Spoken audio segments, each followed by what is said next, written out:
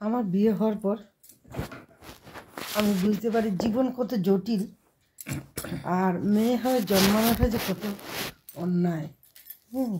তাদের হাতে কিছুই থাকে না, তারা কেবল একটা সংসারকে দিয়ে যায়, তাছাড়া তাদের হাতে কিছুই থাকে না। এরকম একটা কথা আপনাদের সাথে, গল্প আপনাদের সাথে আমি শেয়ার করি। যেটা হচ্ছে যে আমার বিয়ে তো হয়েছিল প্রায় 17 থেকে 18 বছর বয়সে।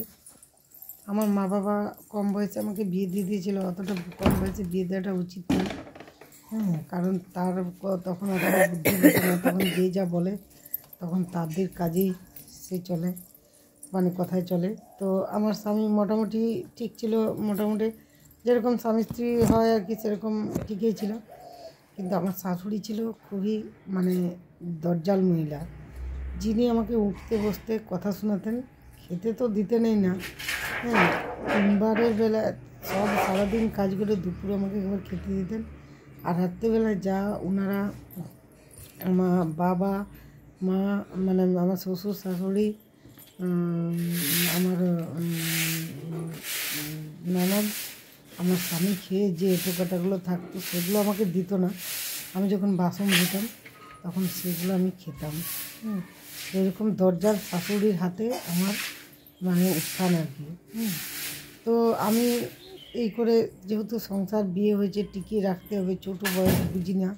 আর ওরা আমাকে বাপের বাড়ি যেতে দিত না, যে আমি বাপের বাড়িতে কিছু বলবো, বা বাপের বাড়িতে বলাটাও ঠিক হতো না। কারণ অনেকে দেখবে শ্বশুরবাড়ির কথা বাপের বাড়িতে বলাটা ঠিক নয়। আর সবাইকার মা বাবা এটা সাপোর্টও করবে না। তো সেই কারণে আমি কিছু বলতে পারতাম না। তো যখন বলতে পারতাম না সব আমি বুঝে কেঁদে কেটে সহ্য করতাম। তারপর সারাদিন আমাকে কাজ করতে হতো, তাও ঠিক ছিল, সব কিছু আমি মেনে নিয়েছিলাম। ওরা প্রচুর টাকা আমাদের কাছ থেকে নিয়েছিল, মানে যেটা আর কি স্বাভাবিক টাকা পয়সা নিয়েছিল। একটা বাইক নিয়েছিল আমার হাজব্যান্ড বিয়ের সময়। সব কিছু নিয়েছিল, সবই দিয়েছিল আমার বাবা মা। তো তারপরও তাদের অতটাও সামর্থ্য ছিল না। মধ্যবিত্ত ফ্যামিলি থেকে বিলং করে। তো যাই হোক, কিন্তু ওরা আমাকে যেতে দিত না। গেল আমার হাজব্যান্ড সাথে সাথে আমাকে নিয়ে চলে আসতো। তো আমি তাও সেটা তো কিছু ভাবিনি, তার কারণ শ্বশুরবাড়ি বটে, এখানে আমাকে থাকতে হবে, এটাই আমার আসল জায়গা। সেই হিসেবে থাকছিলাম। তো 6 মাস যাওয়ার পরে মানে আমার জীবন ওরা অতিষ্ঠ করে দিয়েছিল, তাও আমি কিছু বলিনি। কিন্তু 6 মাস যাওয়ার পরে একদিন সকালে যে ঘটনাটা ঘটলো, সকালে আমি একদিন মাথা ঘুরে পড়ে গেলাম। পড়ে যাওয়ার পরে আমাকে একটু ডাক্তার দেখালো, জানতে পারলাম যে আমি প্রেগনেন্ট হওয়াতে আমার শাশুড়ি খুশি। যাই হোক, প্রেগনেন্ট হয়েছি। উনি কিন্তু মেয়ের বিয়ে দেননি, উনার কিন্তু 32 বছরের মেয়ে ঘরে বসে আছে। আর আমাকে দিয়ে উনি সব কিছু কাজ করান। মেয়ে কেবল অর্ডার করে, এটা করো ওটা করো। সকালে খাবার করলে করো, আবার ম্যাগি করো, আবার চাউমিন করো, সকালে রুটি তরকারি করার পরে তারপরে আবার লাঞ্চ দুপুরে করো, আমাদের রাত্রে করো, সব সময় অর্ডার, সব সময় অর্ডার। আমি কোনো সময় রেস্ট করতাম না। যখন আমার বাচ্চাটা পেটে আসে তখন আমার শাশুড়ি আমাকে অতটাও পরিমাণ মানে রেস্ট দেয়নি, কিন্তু কিছু বলেনি যে বাচ্চাটা এসছে তার জন্য যে একটা অফেন্ডেড সেটা হয়নি। যাই হোক, বাচ্চাটা এসছে, বাচ্চার মতো বড় হচ্ছে। আমাকে একটু খাওয়া দাওয়াটা তখন দিচ্ছিলো, একবার সকালে একবার দুপুরে আর রাত্রে, যেগুলো নর্মাল খাবার হয়। তা ওরা যেগুলো ভালো ভালো খাবার খেত আমাকে সেগুলো খেত না।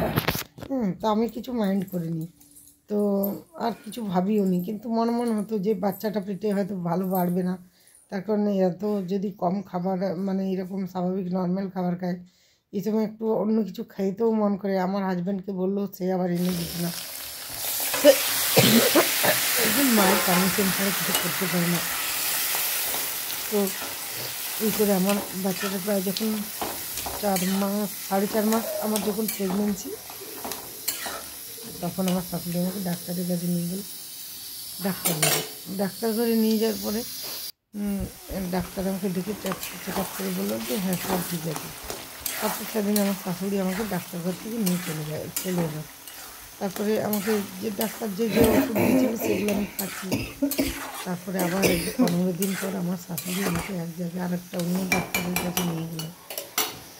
তো সেই ডাক্তারটা দেখে আমাকে বসতে বললো, দেখলো, তারপরে বসতে বললো।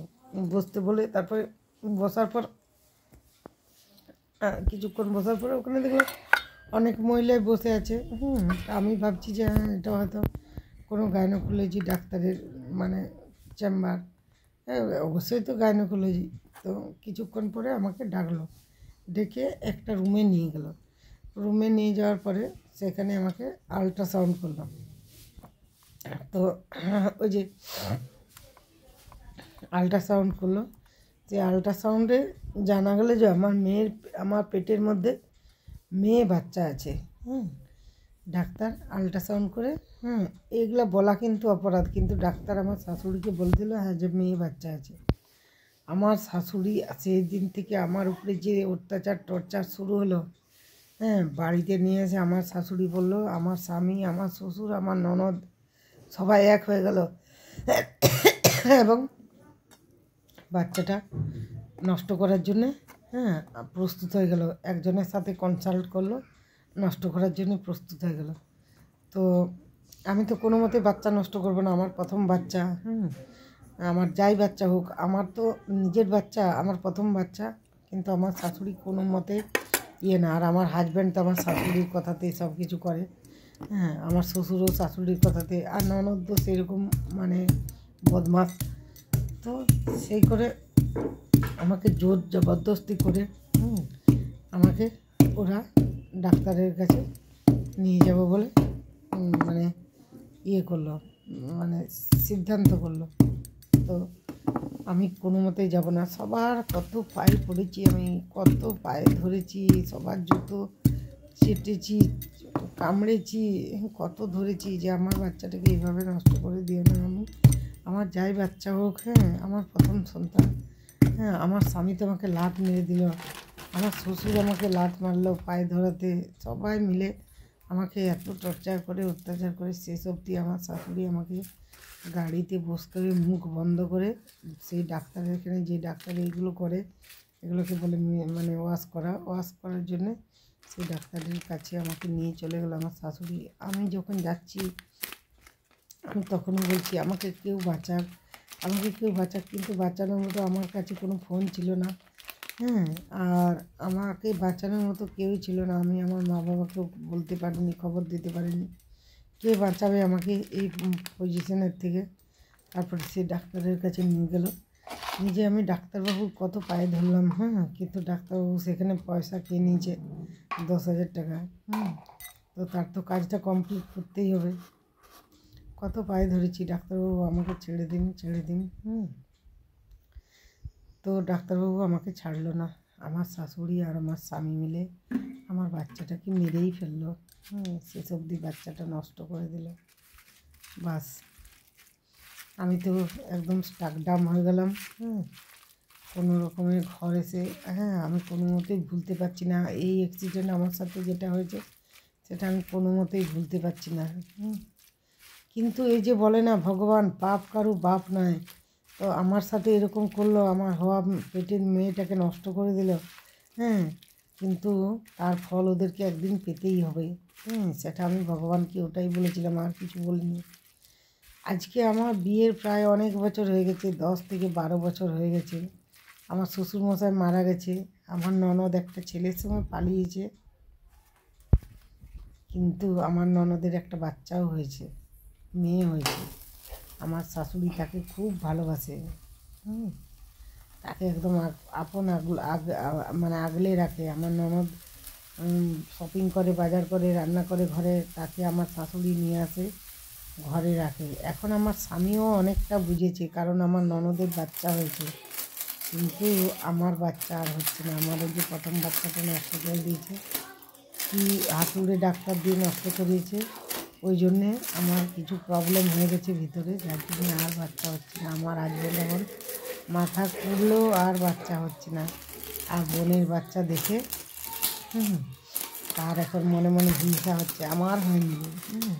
আমি বাচ্চাটা থাকি, আমি বাচ্চাটাকে ভালোবাসি, সব করি বাচ্চাটার।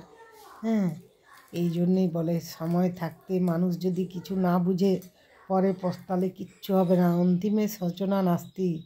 অন্তিমকালে আমার হাজব্যান্ড এখন শোচনা করছে।